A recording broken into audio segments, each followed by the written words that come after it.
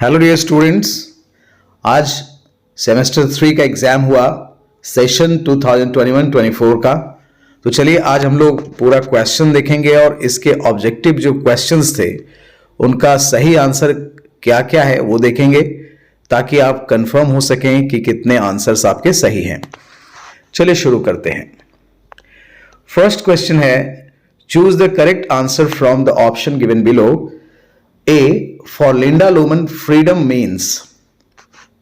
Linda Loman के लिए आजादी का मतलब क्या है? तो इसका सही ऑप्शन है option 3, to be free from debt, यानी कर्ज से आजाद हो जाना ही सही आजादी है। Question number B, Plath's poetry is considered to be a part of confessionalism, यानी सिल्विया प्लाथ जो थी वो कन्फेशनल मूवमेंट से रिलेटेड चीजों को लिखती थी और वो महसूस करती थी, कन्फेशन हमेशा करती थी। That is why she committed suicide, उन्होंने आत्महत्या भी की थी। Santiago is consistently aided by, Santiago की मदद करने वाला हमेशा कौन रहता था? तो उसका असिस्टेंट था Manolin. Option 2 is the right answer. Question number D, what does Biff steal from Bill Oliver's office?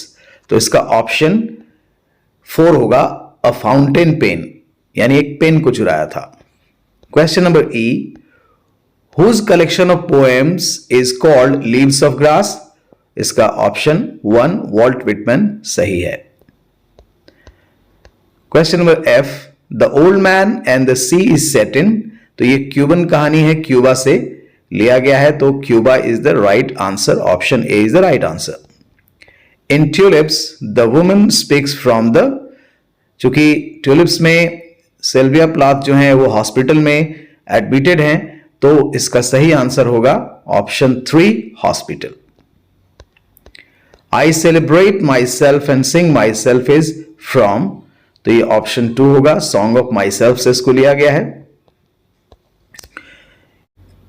Question number I, modern writers grieve over traditional authority, तो यहां ऑप्शन 3 सिनिकल होगा, वे उनकी कड़ी निंदा करते थे, उनकी भर्त्सना करते थे, यानी क्रिटिसाइज करते थे। ठीक है, so option 3 is the right answer. Question number J, what did modern writers not decide to make new? तो मॉडर्न राइटर्स ने क्या डिसाइड किया कि वे नया नहीं बनाएंगे? तो इसका सही आंसर ऑप्शन ए ही है, सिंबल्स। ठीक है, जो संकेत हैं जो यूज किया जाता था उनको बदलने का निश्चय उन्होंने नहीं किया। So these were the answers of your objective type questions. बाकी आप पूरा क्वेश्चन आप देख सकते हैं। आंसर एनी 4 क्वेश्चंस, तो write a critical note on the religious and economic condition of America in 20th century. तो 20th सेंचुरी अमेरिका का धार्मिक और आर्थिक कंडीशन कैसा था उस पर क्रिटिकल नोट निकला था। What are the main characteristics of 19th century American writing? तो 19वीं शताब्दी अमेरिकन राइटिंग के मेन कैरेक्टरिस्टिक्स क्या थे ये लिखना था। Novelists of the 19th and 20th century American are considered to be social visionaries. Comment, कैसे 19वीं और 20वीं शताब्दी के जो अमेरिकन उपन्यासकार थे वो सामाजिक विजन रखते थे, सामाजिक सुधार चाहते थे, इस पे कमेंट करना था। Question number D, the romantic fervent was the dominant aspect of 19th century American poetry. Comment, 19वीं शताब्दी की जो कविता थी उसमें रोमांटिक फर्वेंट था, यानी रोमांटिक चीजें दिखाई पड़ती थी, वो डोमिनेंट थी, उसका प्रभाव था, इस पर कमेंट करना था। Question number E, modernism is a major literary movement of the first part of the 20th century. Comment, कैसे 20वीं शताब्दी का जो पहला पार्ट है, फर्स्ट फेज जो है, वो एक मॉडर्निज्म मेजर लिटरेरी मूवमेंट था। ठीक है, क्वेश्चन नंबर 3 जो है लॉन्ग टाइप क्वेश्चन में से 2 क्वेश्चंस आपको करने थे। Discuss Walt Whitman as a representative poet of America और discuss Sylvia Plath as a confessional poet. B number question, The Old Man and the Sea by Hemingway is a story of man versus nature, hardship, poverty and himself. ये था The Old Man and the Sea से। और sketch the character of Manolin, the old man and the sea.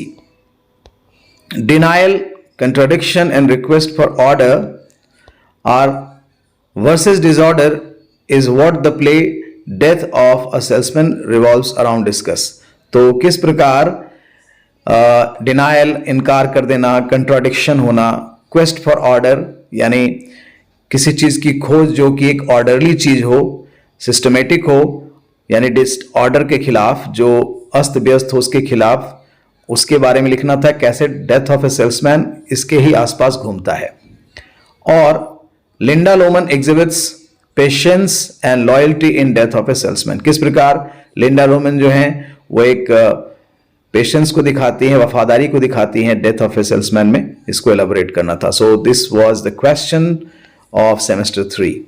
So dear students, I hope you understand. Thanks a lot for watching the video. Thanks again. Have a good day. Bye bye.